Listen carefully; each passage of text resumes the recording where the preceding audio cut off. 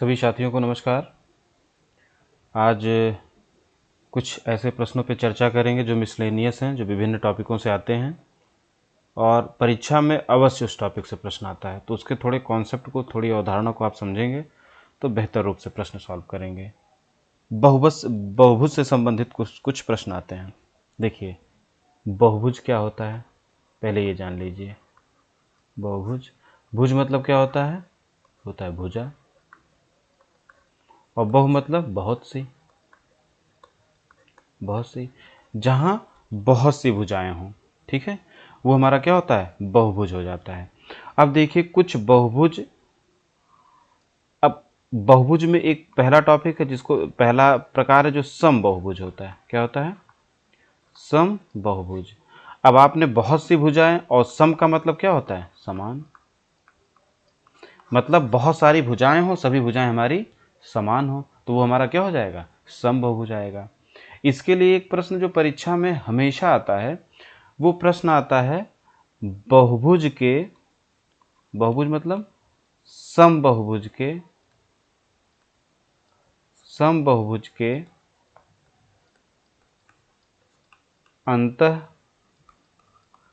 कोणों का योग। ठीक है, ये जैसे आ जाए आपका कि पंचभुज के अंतः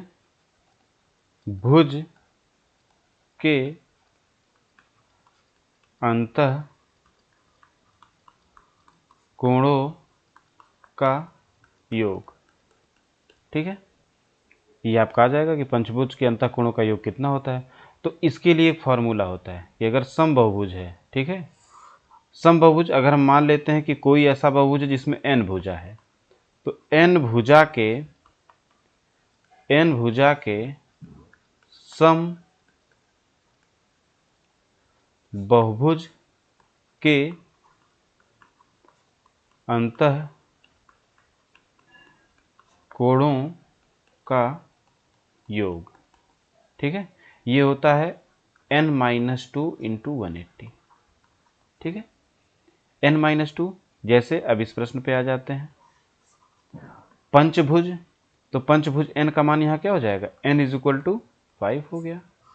ठीक है, तो 5 हो गया, तो इसी फार्मूले में रख दीजिए। तो क्या हो जाएगा, 5-2 इंटू 180।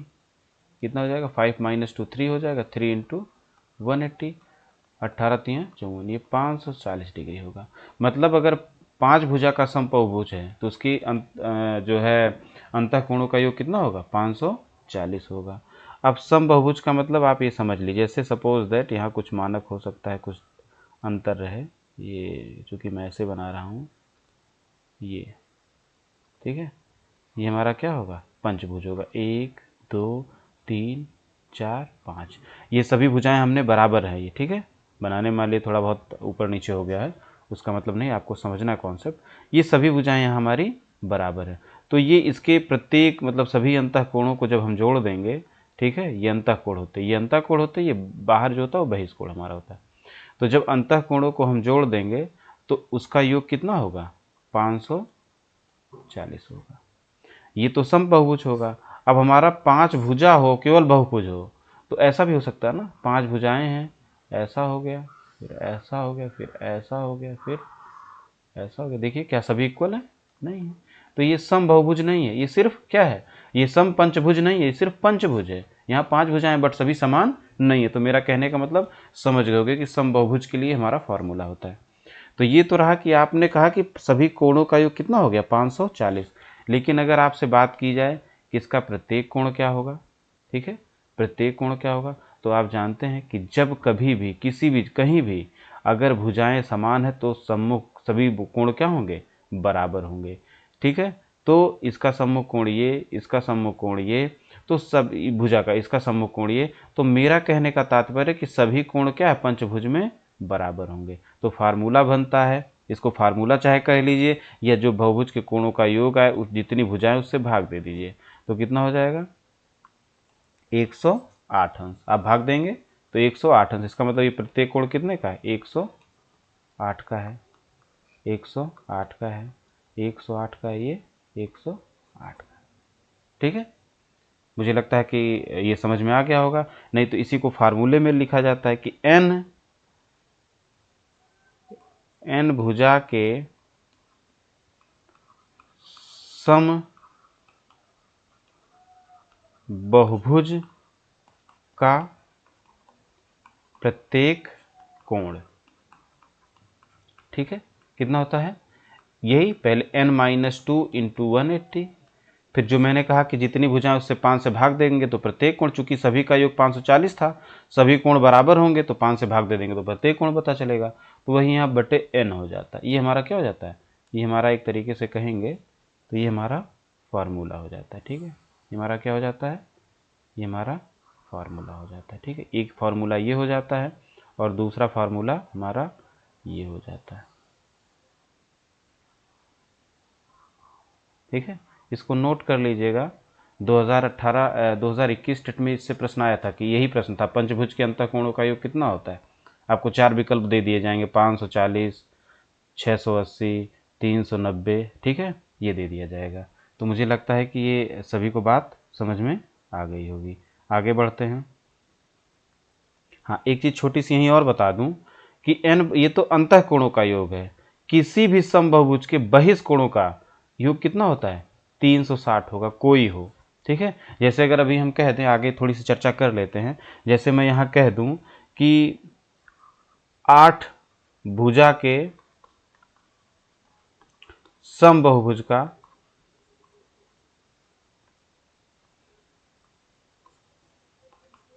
समबाहुभुज के अंतः कोणों का योग।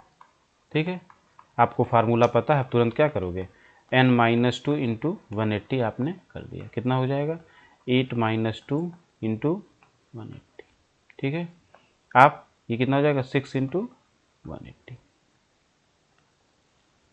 कितना हो जाएगा, 18 छक्का कितना होता है, 6 अट्ठे 48 के 8, 6 कम 6 4 10, 108 होता तो 1080। अगर 8 भुजा का बहुभुज है तो उसके अंतःकोणों का योग कितना होगा, 180। अगर ये 6 का होता, इसकी जगह क्या हो जाए, अगर 6 का हो जाए तो क्या हो जाएगा, आप निकाल देंगे तो 6-2 इंटू 180, तो कितना हो जाएगा, ये 4 इंटू 180, 720। ठीक है, 720 हो जाएगा। ठीक है, समझ में आया। लेकिन बहिष्कोण, दोनों के बहिष्कोण, या अभी पंचभुज का बताया था, तो इसके बहिष्कोणों का योग कितना होगा, बहिष्कोणों का योग कितना होगा, वो हमारा होगा 360। इन दोनों का भी उसका भी, इसको आप ऐसे समझ सकते हैं। ये देखिए, बहिष्कोण क्या होगा, बहिष्कोण जैसे ये अंतःकोण है तो इसका बहिष्कोण ये होगा। मैंने कहा ये 100 हमारा 8 है, 108 है तो ये कितना होगा, 72 होगा। क्योंकि सरल रेखा पर बना कोण है 180 होता है। आप इसको जान लीजिए कि अगर कोई ऐसे रेखा, इसको ऋजु रेखा, सरल रेखा दोनों कहते हैं। ठीक है, इस पे दो कोण अगर हमारे बन रहे हैं, या कोई भी दो कोण, इसको कोई कट करेगा तो इन दोनों का योग क्या, अगर ये x है ये y है तो x प्लस वाई कितना हो जाएगा, 180 हो जाएगा। इन दोनों कोणों का योग कितना होता है, 180। तो उसी तरीके से ये 72, जब इसको आगे बढ़ाएंगे तो इसका ये भी हमारा 72, ऐसे ये बढ़ाएंगे तो ये भी हमारा क्या होगा, 72 होगा। ऐसे इसको बढ़ाएंगे, तो आप जब बढ़ाएंगे तो जितने भी आपके बहिष्कोण मिलेंगे वो 72 के मिलेंगे। तो 72 गुणे आप क्या करेंगे, 5 करेंगे, 5 भुजा तो 360 आ जाएगा। इसी तरीके से आप समषटभुज में भी देख लेंगे। षटभुज कैसे, समषटभुज कैसे बनेगा, ये देख लीजिए, ऐसे बनता है ना।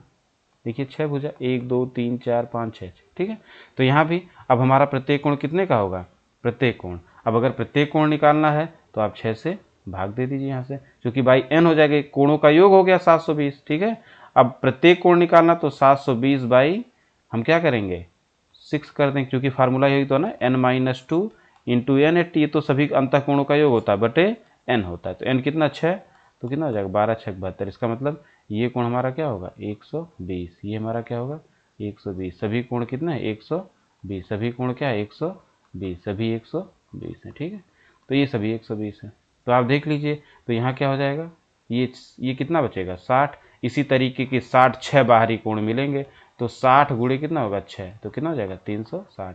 इसका मतलब बहिष कोणों का योग तो किसी भी आकृति का हमेशा 360 होता है। अमूमन सभी का कॉन्सेप्ट यही रहता है कि अंतः कोणों के योग का फार्मूला यही फार्मूला हम पढ़ लेते हैं, और बहिष कोणों की बात अगर हो जाती तो मिसअंडरस्टैंडिंग होती है। ठीक है, ये बात हमने कर ली। आगे बढ़ते हैं। देखिए, एक मैंने टेट का ही पेपर निकाला, टेट के पेपर से ही मैंने भी जो आपको क्वेश्चंस कराए वही कराए हैं।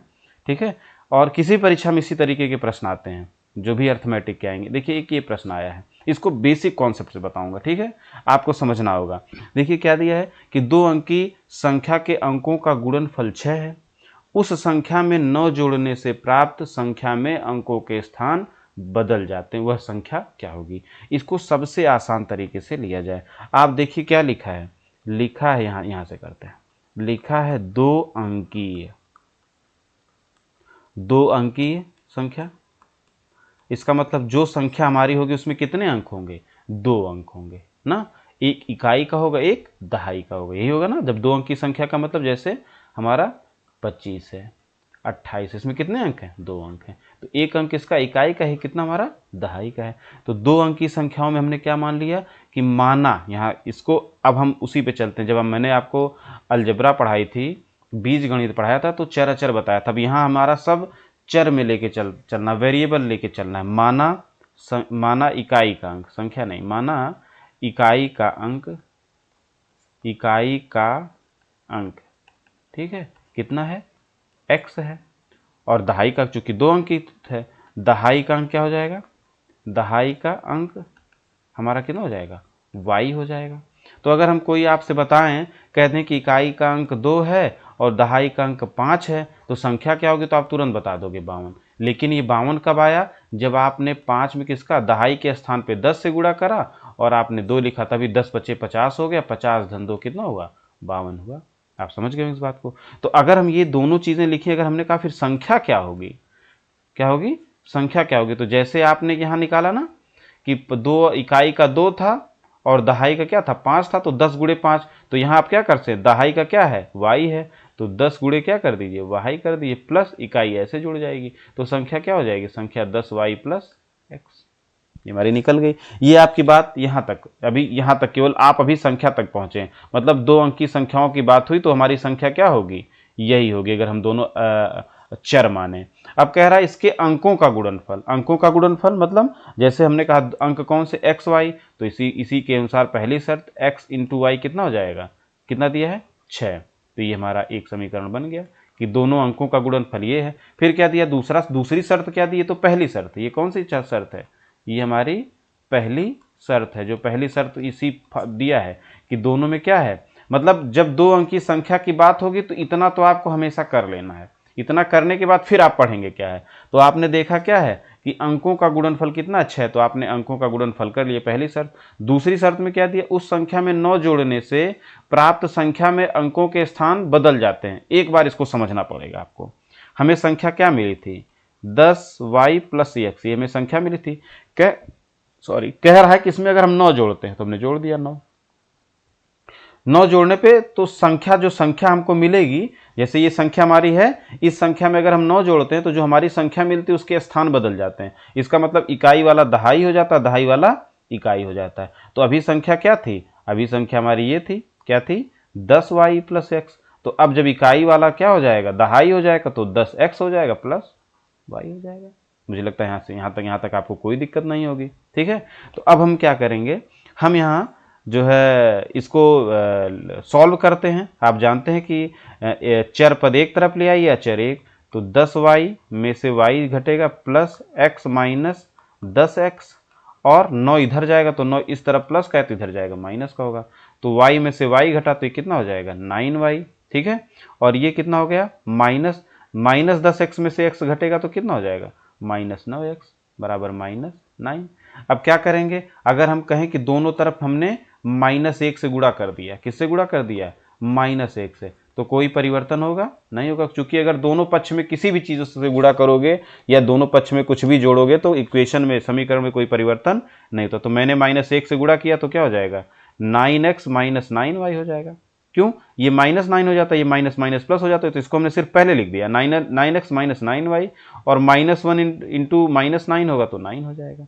ये हमारी दूसरी इक्वेशन हो गई, इसको हमने दूसरा मान लिया। ठीक है, अब देखिए आप, अब हमें समीकरण सॉल्व करना है तो हमें एक चीज़ पता होनी चाहिए, ये हमेशा आपको ध्यान देना है कि अगर हमें इस तरीके की कोई मान मिले कि दो एक्स वाई का मल्टीप्लिकेशन हमारा जो है एक्स वाई का मल्टीप्लिकेशन 6 हो रहा है, और अब यहाँ एक चीज़ और कर सकते हैं कि 9 कॉमन ले लीजिए, 9 कॉमन लेंगे तो क्या बचेगा, x minus y is equal to 9, 9 इधर भी है 9 इधर भी है, आपने कट कर दिया, इसको दूसरी भी मत मानिए, फाइनल इसको मानिए। तो यहाँ क्या हो जाएगा, इसको अगर ऊपर यहाँ मैं लिख देता हूँ तो यहाँ मिला आपको x minus y is equal to 1। ठीक है, ये हम मान लेते हैं दूसरी इक्वेशन है। तो यहाँ x माइनस वाई की वैल्यू पता चल गई है, और जब आप समीकरण सॉल्व करते हैं तो हमें पता होता है कि अगर x प्लस वाई की कहीं वैल्यू मिल जाए तो ये दोनों इक्वेशन हम सॉल्व कर लेंगे। तो आप आइए, आपको मैंने एक चीज़ बताई थी, क्या बताया था, आपने जब सर्व समीकरणाएँ पढ़ी थी आपने पढ़ा था a प्लस बी का होल स्क्वायर क्या होता है, ए स्क्वायर प्लस बी स्क्वायर, ठीक है, माइनस क्या होता है, माइनस 2ab। ठीक है, माइनस 2ab क्यों, ये प्लस 2ab। तो आप देखिए इसको क्या लिख सकते हैं, हम ऐसे लिख सकते हैं a प्लस बी का होल स्क्वायर, ठीक है, ए स्क्वायर प्लस बी स्क्वायर, ठीक है, माइनस, यहाँ माइनस लिख देते हैं, ठीक है, ऐसे रहने दीजिए, प्लस 2ab। ठीक है, और मैं इसमें कहता हूँ कि मैं इसमें 2ab और जोड़ दे रहा हूँ और 2ab और घटा दे रहा हूँ। अगर मैं कहूँ कि 5 में मैं 2 जोड़ रहा हूँ वो 2 घटा दे रहा हूँ तो कोई परिवर्तन होगा, 2 में से 2 चला गया 0 हो गया, 5 ही बचा ना। तो वही चीज़ यहाँ मैं इसमें कर रहा हूँ कि हमने क्या किया कि हमने इसमें 2 जोड़ दिया 2 घटा दिया, तो आपने देखा क्या हुआ, a प्लस बी का होल स्क्वायर, और ये क्या हुआ ए स्क्वायर प्लस बी स्क्वायर। अब माइनस वाला हम पहले ले आ सकते हैं, माइनस 2ab, और प्लस ये 2 प्लस ए बी 2ab कितना हो गया, 4ab हो गया। ठीक है, अब देखिए ये आपको क्या दिख रहा है, ये आपको क्या दिख रहा है, इसको आप क्या लिख सकते हैं, a प्लस बी का ये होल स्क्वायर होगा, और ये क्या हो जाएगा, a माइनस बी का होल स्क्वायर प्लस 4ab। इसको मैंने एज अ फार्मूला आपको बताया था, तो इसको फार्मूला एज आप याद कर सकते हैं, या आप ऐसे इसको याद रखिए, या कैसे ये आता, इसलिए मैंने इतनी प्रक्रिया बता दी। हमें जो उपयोग करना था हमें इसी को उपयोग करना था, लेकिन ये आता कैसे है आपको याद ना रखना पड़े, कभी आप भूल जाएं तो a प्लस बी स्क्वायर का होल स्क्वायर करके इसमें प्लस 2ab माइनस 2ab जोड़ देंगे, तो इसको जब इधर ले आएंगे तो ये माइनस बी का होल स्क्वायर बनाइए। अब इसी का उपयोग कर लीजिए, तो इसका उपयोग कैसे कर सकते हैं, ab की बात थी, यहाँ हमारा एक्स वाई की बात है, तो हमने लिख लिया एक्स प्लस वाई का होल स्क्वायर। ये क्या हो सकता है, एक्स माइनस का वाई का होल स्क्वायर हो जाएगा प्लस 4xy हो जाएगा। आपको पता, देखिए आपको क्या, एक्स प्लस वाई की वैल्यू आपको नहीं पता है, ठीक है, ऐसे रहने दीजिए। x माइनस वाई की वैल्यू कितनी है, 1 है, कहाँ से, देखिए दूसरे इक्वेशन में है 1 का स्क्वायर प्लस 4, और दोनों का गुणनफल कितना है, एक्स वाई की वैल्यू कितनी है 6, तो 4 इंटू 6 कितना हो जाएगा, 1 और 6 चौके 24, दोनों जुड़ा कितना हो जाएगा 25। इसका मतलब x प्लस वाई के होल स्क्वायर की वैल्यू 25। तो x प्लस वाई बराबर क्या हो जाएगा, जो चीज़ इधर स्क्वायर में होती है इधर जाती है तो अंडर रूट बना देती है, तो रूट 25 की वैल्यू क्या आती है, 5 आती है। अगर 25 का वर्गमूल लोगे तो क्या आएगा, 5 आएगा। ठीक है, आप ले लीजिएगा, सब कुछ सिखाएंगे आपको, वर्गमूल लेना भी कैसे आता, बड़ी संख्याएं रहेंगी, लेकिन ऐसे प्रोसेस में चलते रहिए, एग्जीक्यूशन होता रहेगा, आपको बेसिक सब कुछ सिखा देंगे हम, गणित में कोई भी आपको समस्या नहीं आएगी। तो देखिए एक समीकरण हमारा ये तीसरा मिल गया। अगर हम समीकरण 2 और 3 को देख लें, 2 और 3 को अगर देखते हैं, 3 को देखें, ठीक है, देखने का मतलब या यहाँ देखें से अच्छा है 3 को जोड़ने पर, 3 को सिर्फ जोड़ने पर जोड़ देते हैं, तो आपको पता है ऐसे जुड़ता है, x प्लस वाई बराबर हमारा कितना 5 है, और x minus y is equal to कितना है 1 है। ठीक है, यही है ना। तो आप देखेंगे जुड़ने पे x x कितना हो गया 2x हो गया, और y में से y घटा तो क्या हुआ, दोनों कट गए। ठीक है, बराबर कितना हो गया 5 1 6 हो गया, तो 2x बराबर कितना हो गया 6, x बराबर क्या हो जाएगा, इधर जाएगा तो 6/2 2 3। इसका मतलब x की वैल्यू कितनी निकल गई, x की वैल्यू हमारी 3 निकल गई। तो y की वैल्यू क्या निकलेगी, y बराबर कैसे निकलेगा, आप x की वैल्यू समीकरण 1 में रख दीजिए, या समीकरण 2 में, तो 2 में ही रख दीजिए। तो x बराबर कितना है आपका 3 है, 3 माइनस 1 बराबर 3 माइनस y की वैल्यू निकालनी है, 3 माइनस वाई बराबर 1, तो माइनस वाई बराबर क्या हो जाएगा 1 आपका क्या हो जाएगा ये, सॉरी 1 माइनस 3 ना, तो 1 माइनस 3 रखेंगे तो क्या हो जाएगा माइनस वाई बराबर 1 में से 3 घटेगा नहीं तो 3 में से 1, और क्या बचेगा -2, तो y की वैल्यू कितनी बच गई 2। अब देखिए हमारी संख्या क्या बचेगी, इसको यहाँ देख लेते हैं। यहाँ अब हमारी संख्या क्या बचेगी, अगर आपको x की वैल्यू पता चल गई कितनी 3 और y की वैल्यू 2, तो संख्या हमारी क्या होगी, यहाँ देखिए संख्या लिख दीजिए 10 गुणे y मतलब 2 प्लस x की वैल्यू 3, तो कितना हो जाएगा 10 दूना 20 धन 3, कितना हो जाएगा 23। ये आपको सिखाने पढ़ाने के लिए बता रहा था, इतना समय लगा, otherwise with in 5 minute, with in 2 minute से ज़्यादा इस क्वेश्चन नहीं लगेंगे, 2 से 1 मिनट, बहुत सारे शॉर्ट प्रोसेस कर देंगे। देखिए आपका ये चौथा विकल्प सही है। तो एक ये इस तरीके के क्वेश्चंस आते हैं, इसको आप देख लीजिएगा। आगे बढ़ते हैं, एक देखिए इस तरीके का क्वेश्चन भी आता है, ठीक है। अब चूंकि हमने आपको पढ़ा दिया ना, बीजगणित का उपयोग यही था। दिया है दो संख्याओं का अंतर तथा गुणनफल क्रमशः 5 और 36 है। अब मान लीजिए यहाँ हमने मान लिया, माना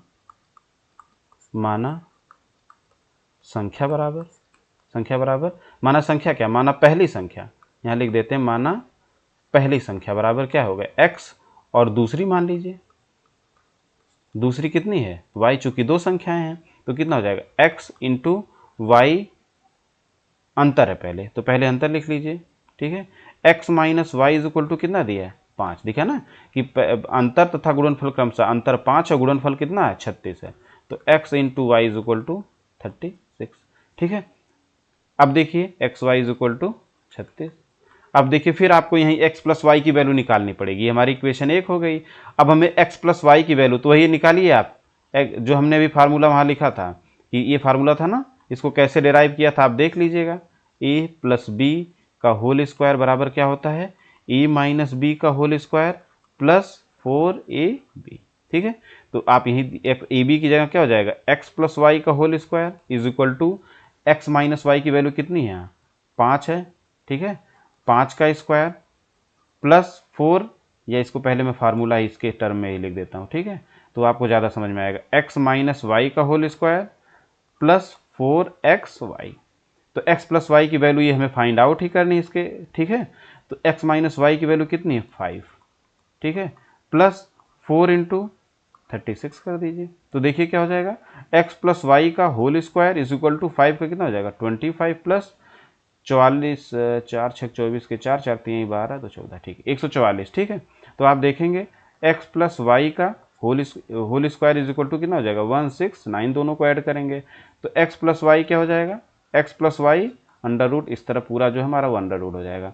तो अंडर रूट कैसे निकालते हैं, एक यहाँ छोटा सा मैं आपको निकाल के बता देता हूँ, वैसे तो मुझे पता चल गया 13 का है, लेकिन अंडर रूट लगाते हैं तो इसमें पेयरिंग करते हैं, तो पेयरिंग इधर से करते हैं, किधर से करते हैं इधर से, एक पेयर हुआ फिर दूसरा, तो भाग जिससे देते हैं उसी से देते हैं, ठीक है। तो 1 इंटू 1 कितना हो जाएगा, एक एक कम एक घट गया, ठीक है। आप जब पेयर लगा होता तो पेयर पूरा पूरा उतरता है, ये पूरा 69 उतर गया, और ये दोनों जुड़ जाए कितना हो जाएगा 2, एक धन एक कितना हो जाएगा, एक धन एक कितना हो गया 2 हो गया। अब यहाँ वही संख्या हम लिखेंगे, जो यहाँ लिखेंगे उससे इससे गुणा करेंगे, जैसे अगर हम यहाँ 1 लिखते हैं तो गुणे 1 करेंगे तो 21 एक कम कितना हो जाएगा, और वो 1 यहाँ भी रहेगा तो 21 ही होगा, तो कम इससे। अब हमें 2 लिखेंगे, अगर 2 लिखते हैं तो यहाँ भी 2 से गुणा होगा, 2 दूना 4 और 2 दूना 4 44 आया, कम है। अब यहाँ हम क्या लिखेंगे 3 लिखते हैं, तो 3 से 3 लिखेंगे और 3 का जब गुणा करेंगे तो कितना आएगा 3, यहाँ भी लिखिए, देखिए 69 आ गया, ठीक है, कट गया। इसका मतलब पूरा जब कट जाए और ये वैल्यू जो आए वही हमारा क्या होता है संख्या होती है। तो x प्लस वाई की वैल्यू, ये तो मैंने सिर्फ आपको बता दिया, आगे फिर कभी आप कैसे निकाला जाता है क्या होता है ये आप देखेंगे। x plus y is equal to 169 था ना, सॉरी तो ये 13 हो गया, तो x plus y is equal to कितना हो गया ये 13, इसकी वैल्यू देखिए निकल के आई। एक चीज़ यहीं और छोटी चर्चा कर देता हूँ मैं, जैसे मैंने कहा पेयरिंग होती ना, जैसे कोई संख्या लिखिए 2 5 6 8 7, हमने पेयर राइट साइड से शुरू किया ना, तो कितने पेयर बने, पेयर बना 2 का जोड़ा बनाएंगे, जब कोई बच जाएगा तो एक ही का रहेगा। इसका मतलब जब कभी भी इसका हम वर्गमूल लेंगे तो जो वर्गमूल के बाद संख्या आएगी उसमें कितने अंक होंगे, जितने जोड़े हैं, अगर यहाँ 3 जोड़े हैं तो 3 अंक होंगे उसमें, ठीक है, 3 अंक होंगे इसके वर्गमूल में। जैसे यहाँ कितने जोड़े बने थे 169 में, एक का बना था, 169 का बना था, 2 जोड़े बने थे, 13 आया, इसमें कितने अंक हैं 2 अंक है, 1 3, ये छोटी चर्चा थी मैंने कर दिया। x plus y is equal to 13, ये हमारा हो गया दूसरा समीकरण। अब दोनों समीकरणों को जोड़ दीजिए तो x plus y is equal to कितना हो जाएगा बहुत थोड़ा दूर लिखेंगे तो फिर और पेज की ज़रूरत होगी। x plus y is equal to 13 और x minus y is equal to 5। आप जोड़िए 2x, ठीक है, ये हमारा कट गया तो कितना हो जाएगा 13 5 ये 18 हो गया। तो 2x इज इक्वल टू 18, तो x इज इक्वल टू क्या हो जाएगा 9, 2 1 कम 1 2 9 18। x की वैल्यू कितनी आ गई 9 आ गई। जब x की वैल्यू 9 आ गई तो आप यहाँ रख सकते हैं। आप देख लीजिए चूंकि x plus y is equal to कितना, दूसरा समीकरण कितना निकला था, x plus y is equal to 13 निकला था। तो x की वैल्यू 9 निकली ना, तो 9 plus y is equal to 13। तो अब इधर ये 9 उधर जाएगा तो माइनस होगा, 13 माइनस 9, तो y इज इक्वल टू कितना निकला 4 निकला। ठीक है, तो y की वैल्यू 13 में से 9 जाएगा कितना 4 निकला। अब आप देखिए